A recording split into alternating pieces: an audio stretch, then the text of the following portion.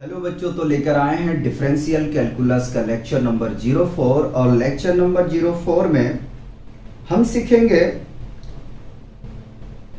Calculation करने के लिए nth ऑर्डर डेरिवेटिव का।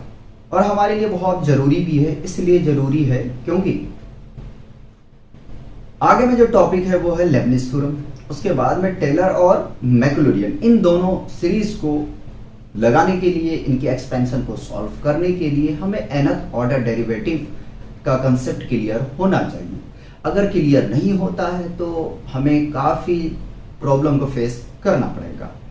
तो इससे बेहतर यह है कि सबसे पहले हम nth order derivative find out करने के लिए सीख जाएं, उसके बाद में हम लेबनिज थ्योरम पे मूव करेंगे। दूसरी बात बच्चों यह है कि लेक्चर आपको कंटिन्यू मिलेगा, लेक्चर में कोई भी डिले नहीं होगा, ठीक है। तो आइए हम कैलकुलेशन करते हैं nth ऑर्डर डेरिवेटिव का।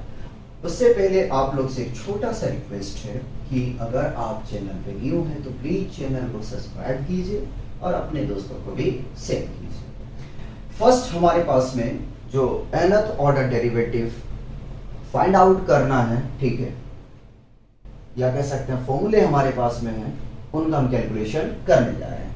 क्या लिखा हुआ जरा सा पढ़ लेते हैं। To find the nth differential coefficient of x tending to power n, ठीक है।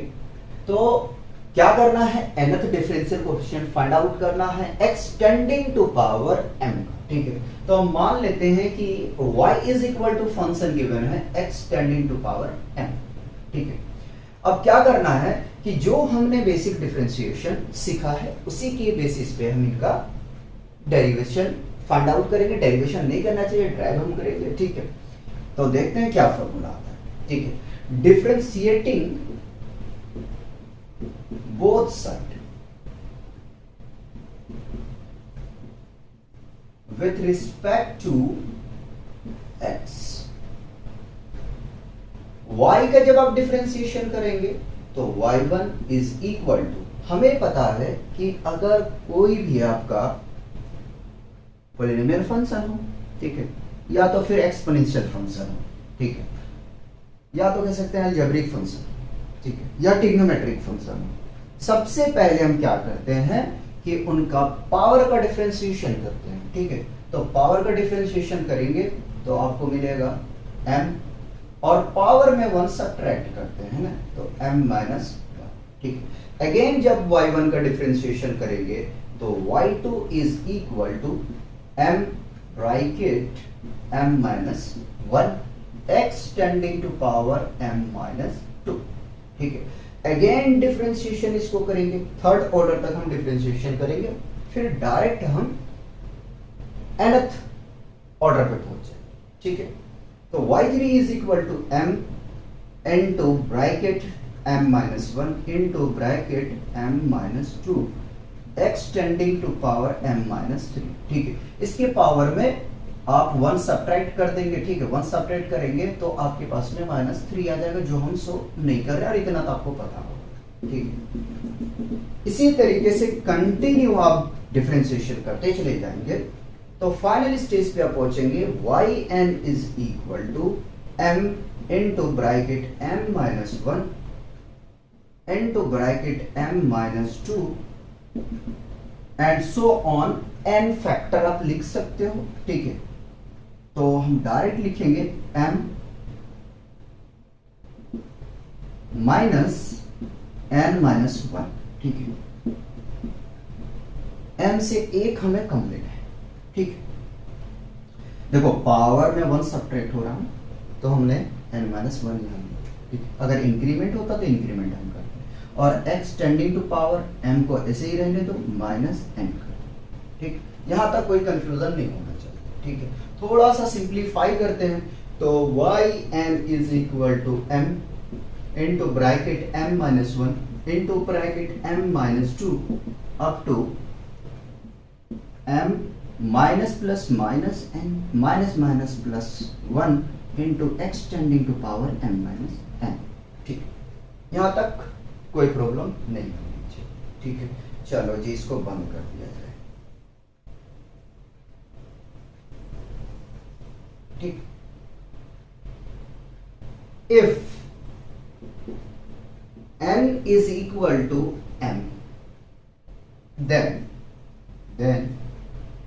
यदि n इज इक्वल टू हम m कर दें, ठीक है, देखिएगा, यदि n is equal to m कर दें, मतलब कहने का यह है कि जहां जहां n है अगर मैं उनका रिप्लेसमेंट कर दूं, ठीक है, या तो हम कह सकता हूं कि जहां जहां आपके पास में n है वहां पे हम m को रख दें, ठीक है, तो क्या, आइए, तो देखिए कहां m है, एक यहां पे है और एक यहां पे है, ठीक है, एक यहां, ठीक, तो ym is equal to m into bracket m minus 1 into bracket m minus 2 up to m minus m plus 1 extending to power m minus m, ये मिल जाएगा, ठीक है। और आगे में चले थोड़ा सा, तो ym is equal to m into bracket m minus 1 into bracket m minus 2 up to, देखिए ये m से m एलिमिनेट हो जाएगा, ठीक है, और इसका पावर क्या हो जाएगा, 0 हो जाएगा, तो आप लिखेंगे 3 2 1, ठीक है, ये लिखेंगे, ठीक, और आप लिख सकते हो ym इज इक्वल टू इन सब के बदले में m फैक्टोरियल, क्या लिख सकते हो, m फैक्टोरियल, ठीक है, ये तो कंप्लीट, ठीक। फाइनली हम पूरी फॉर्मूले जो हमने nth ऑर्डर फाइंड आउट किए हैं एक्सटेंडिंग टू पावर m को आप लिख सकते हो, ठीक है, dm dm आने की mth ऑर्डर हम फाइंड आउट कर रहे हैं, ठीक है, upon dxm extending to power m is always equal to m factorial, ठीक है, ये तो कंप्लीट हो गया आपका फॉर्म, ठीक। हम क्वेश्चन लेते हैं,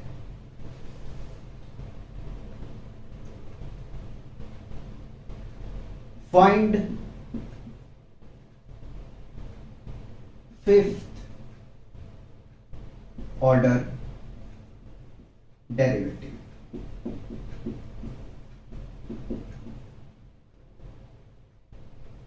ऑफ एक्सटेंडिंग टू पावर 5 कर लेते, ठीक है, यानी कि अपने पास में फंक्शन गिवन है, क्या गिवन है, y is equal to extending to power 5 है, हमें क्या फाइंड आउट करना है, हमें fifth order derivative find out करना है, ठीक है, तो करते हैं इसका हम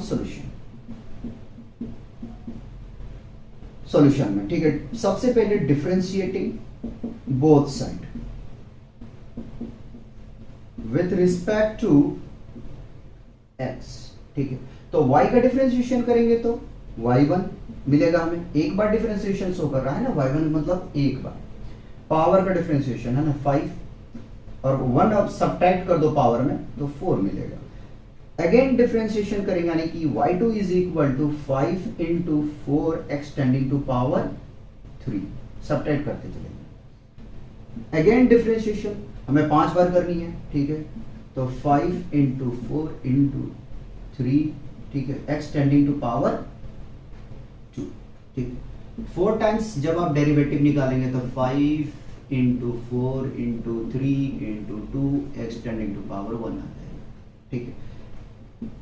फिफ्थ ऑर्डर फाइंड आउट करने के लिए जाएंगे तो 5 इंटू 4 इंटू 3 इंटू 2 इंटू 1, ठीक, देखिए यहां से मैंने लिखा था, ठीक, 3 to 1 आ गया हमारे पास में, ठीक, और ये कंप्लीट आपका सॉल्यूशन है, मर्जी है आपका मल्टीप्लाई करना कर दें या तो आप यहीं छोड़ दें, ठीक है, तो ये छोटा सा आपके पास में सिंप्लीफिकेशन आप कर सकते हो, कोई बात नहीं, ऐसा भी हम कर सकते थे, हो सकता है कि आपको यहाँ पे 4 ऑर्डर निकालने के लिए बोला जाए, ठीक है, हो सकता है आपको सेकेंड ऑर्डर तक आपको डेरिवेटिव करने के लिए बोला जाए, ठीक, तो वो डिपेंड करता है कि क्वेश्चन आपसे किस तरीके का पूछ रहा है, ठीक है।